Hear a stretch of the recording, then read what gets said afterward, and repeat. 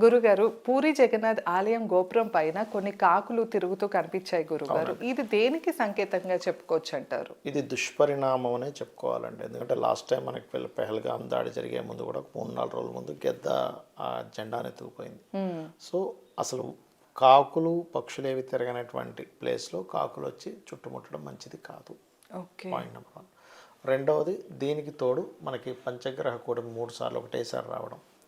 ఒకే 2 నెలల్లోనే 3 సార్లు రావడం, చతుర్గ్రహ కూటమి 2 సార్లు రావడం అనేటువంటిది ఇది ఒక సంకేతం. సో, దీనివల్ల కొంచెం అటాక్స్ జరగడం, బయోవార్స్ లాంటివి రావడం, రోగ సంబంధించినవి పెరగడం, కొంచెం హార్ట్ ప్రాబ్లమ్స్, అదేవిధంగా హెడ్ రిలేటెడ్ సంబంధించిన ప్రాబ్లమ్స్ ప్రపంచంలో పెరగడం, కొన్ని విపత్తులు, కొన్ని భూకంపాలు అనుకోండి, కొంత వాయు సంబంధంగా, జల సంబంధంగా ఉండేటువంటివి, ఏదైనా సరే ప్రకృతి వైపరీత్యాలు, అటాక్స్ కొంచెం ఎక్కువగా జరగనున్నాయి. కాబట్టి అందరూ కూడా చండీ చేసుకోవడం మంచిది. చండీ పారాయణం వినడము, చండీ చేసుకోవడము.